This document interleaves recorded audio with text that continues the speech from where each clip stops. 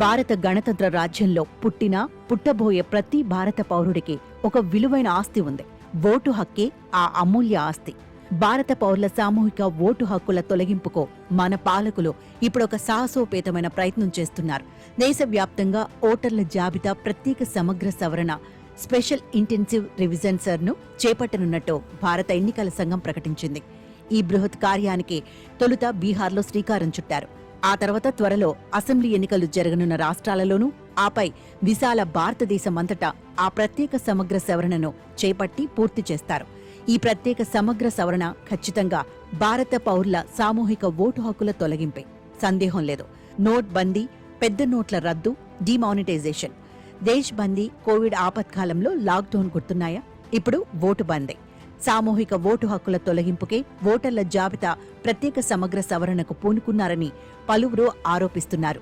ప్రభుత్వ ఉద్దేశం ఏమో కానీ ఈ ప్రక్రియ ప్రాథమికంగా లోపభూయిష్టమైనది, చాలా హానికరమైనది, నైతికంగా ఎంతమాత్రం సమర్థించలేనిది. పర్యవసనాలు భయానకంగా కనిపిస్తున్నాయా? ఆ ప్రతిపాదన వాస్తవికంగా లేదు, భయాందోళనలకు దారి తీసేదిగా ఉంది. దానిని నిశితంగా పరిశీలిద్దాం. ప్రస్తుతమున్న ఓటర్ల జాబితాను పునః పరీక్షించడం ద్వారా ప్రత్యేక సమగ్ర సవరణ ఏనాడో జరిగి ఉండవలసిన ప్రక్రియ అనే భావన చాలా మందిలో ఉంది. దీనిని పక్కన పెడదాం. బీహార్లో అటువంటి ప్రక్రియ 6 నెలల క్రితమే జరిగింది. లక్షలాది కొత్త ఓటర్ల పేర్లను చేర్చారు. దాదాపుగా అంతే సంఖ్యలో పాత ఓటర్ల పేర్లను తొలగించారు. చెప్పుకోదగ్గ ఫిర్యాదులేవీ రాలేదు. అయితే ఎన్నికల సంఘం ఇప్పుడు ఆదేశించిన ప్రత్యేక సమగ్ర సవరణ పూర్తిగా కొత్త ప్రక్రియ. సరికొత్తగా ఆరంభించి పూర్తి చేసేది. ఓటర్ల జాబితాను కొత్తగా రూపొందిస్తారు. గతంలో ఎన్నడూ జరగనిది. సమగ్ర సవరణ పేరిట గతంలో ఓటర్ల జాబితా సవరణ జరిగేది. ఓటర్ల జాబితా కంప్యూటరీకరణతో 2003 తర్వాత అటువంటి సవరణ ప్రక్రియను కొనసాగించలేదు. ఇప్పుడు ఎన్నికల సంఘం పూర్తిగా ఒక కొత్త ప్రక్రియను ప్రారంభించింది. ఈ కొత్త ప్రక్రియతో ఓటర్ల జాబితాలో తన పేరు ఉండేలా చూసుకునే బాధ్యత పూర్తిగా పౌరుడిదే. రాజ్య వ్యవస్థకు ఎంతమాత్రం సంబంధం ఉండదు. జూలై 25లోగా పూర్తి చేసిన ఎన్యూమరేషన్ ఫామ్ను సమర్పించని వారి పేరు ముసాయిదా ఓటర్ల జాబితాలో ఉండదు. అలా ఉండేలా చూసుకోవాల్సిన బాధ్యత పూర్తిగా పౌరుడిదే. మరింత ఘోరమైన విషయం ఏమిటంటే, ఓటర్ల జాబితాలో ఉండేందుకు అర్హత పొందాలంటే ప్రతి వ్యక్తి తన భారత పౌరసత్వాన్ని ధృవీకరించే ప్రామాణిక పత్రాలు విధిగా సమకూర్చాలి. ఇది నిజానికి అనధికారిక జాతీయ పౌర పట్టికే, నేషనల్ రిజిస్టర్ ఆఫ్ సిటిజన్స్ అవుతుంది.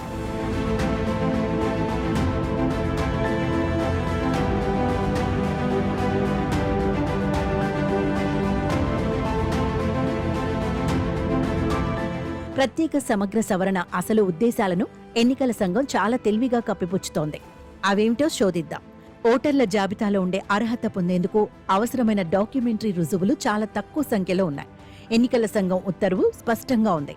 ప్రతి ఓటర్ ఎన్యూమరేషన్ ఫామ్ను ప్రస్తుత ఫోటో, సంతకాలు, కొన్ని మౌలిక వివరాలతో నింపి పౌరసత్వ రుజువుతో సమర్పించాలి. 2003 నాటి ఓటర్ల జాబితాలో పేరు ఉన్నవారు కొత్త జాబితాలో స్థానం సంపాదించుకోవడం సులువవుతోంది.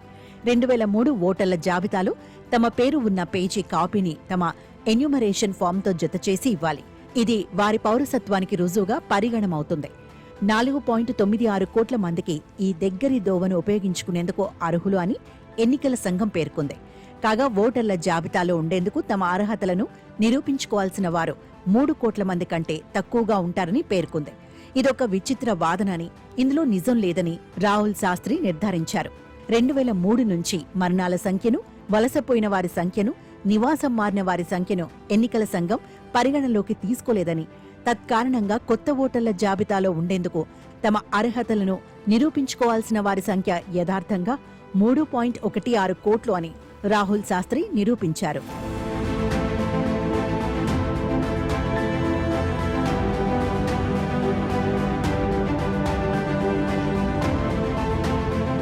ప్రస్తుత ఓటర్ల జాబితాలోని 7.9 కోట్ల మందిలో 4.74 మంది పుట్టిన తేదీ, ఊరుకు సంబంధించిన రుజువులతో తమ పౌరసత్వాన్ని రుజువు చేసుకోవాల్సి ఉంటుంది. ఇటువంటి బాధ్యత ఉన్నవారిని 3 తరగతులుగా వర్గీకరించవచ్చు. మొదటి తరగతి వారు 38 సంవత్సరాలకు మించిన వయసు ఉన్నవారు. వివిధ కారణాల వల్ల 2003 నాటి ఓటర్ల జాబితాలో పేరు లేని వీరు తమ పుట్టిన తేదీ, ఊరుకు సంబంధించి ధృవీకరణ పత్రాలు సమర్పించాల్సి ఉంటుంది. 20 నుంచి 38 సంవత్సరాల మధ్య వయసు ఉన్నవారు 2 రుజువులు చూపవలసి ఉంది. తాము పుట్టిన తేదీతో పాటు తల్లి లేదా తండ్రి పుట్టిన తేదీ కూడా ధృవీకరణ పత్రాలు ఇవ్వవలసి ఉంటుంది. ఇక 18 నుంచి 20 సంవత్సరాల మధ్య వయసు ఉన్నవారు, డిసెంబర్ 2, 2004 తర్వాత పుట్టిన వారు 3 రుజువులు సమర్పించవలసి ఉంటుంది. తమ సొంత పుట్టిన తేదీతో పాటు తల్లి, తండ్రి పుట్టిన తేదీల ధృవీకరణ పత్రాలు సమర్పించాలి.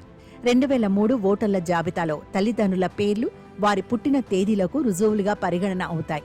అయితే దరఖాస్తుదారు విధిగా తాను పుట్టిన తేదీ, ఊరుకు సంబంధించి ధృవీకరణ పత్రాలు సమర్పించాలి. ఓటర్ల జాబితా ప్రత్యేక సమగ్ర జాబితా సామూహిక ఓటు హక్కుల తొలగింపు ఎలా కాదో ఇప్పుడు మీరే నిర్ణయించాలి. పరోక్షంగానే అయినప్పటికీ ఓటు హక్కుకు సంపద, విద్యార్హతల పరమైన వివక్షాపూరిత అవరోధాలు సృష్టించడం అనేది అమెరికా, దక్షిణాది రాష్ట్రాల్లో ఆఫ్రికన్ అమెరికన్ల ఓటు హక్కును తొలగించడానికి అనుసరిస్తున్న పద్ధతి కాదు. బీహార్లోనూ, విశాల భారతదేశంలోనూ విద్యార్హతల ఆధారంగా ఓటర్ల జాబితా నుంచి మినహాయించడమనే చర్యకు మహిళా ఓటర్లు, పేద, దళిత్, ఆదివాసీ, బహుజన్ సామాజిక వర్గాలకు చెందిన ఓటర్లు ఎక్కువగా నష్టపోతారు. అంతేకాదు, ఈ సామాజిక సమూహాలలో కూడా కొన్ని వర్గాలు మరింతగా ఎక్కువగా నష్టపోవడం సంభవిస్తుంది. ఇది భారత రాజ్యాంగ స్ఫూర్తికి పూర్తిగా వ్యతిరేకమని మరి చెప్పనవసరం లేదు. మరో ప్రశ్న కూడా తప్పక అడగవలసి ఉంది.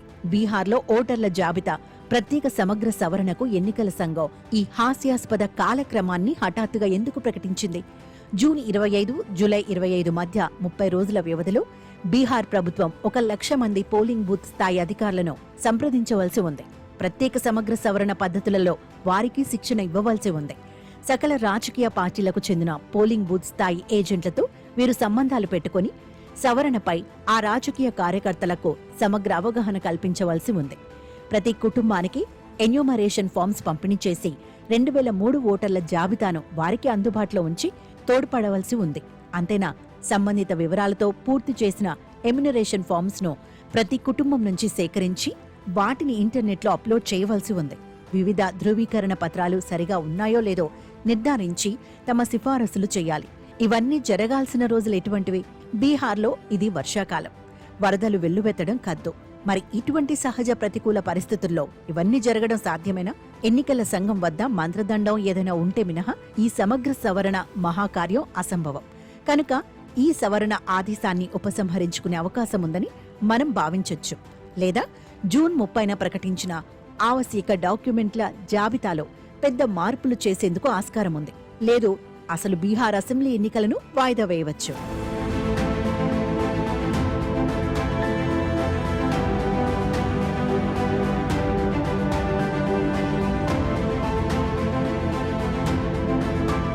అటువంటి పెనుమార్పులు అవసరమవుతాయా? అవుతాయని అనుకుందాం. మరైతే కొత్త ప్రధాన ఎన్నికల కమిషనర్ గత నెలలో పేర్కొన్న 21 కొత్త చర్యల జాబితాలో ఓటర్ల జాబితా ప్రత్యేక సమగ్ర సవరణ ఎందుకు లేదు?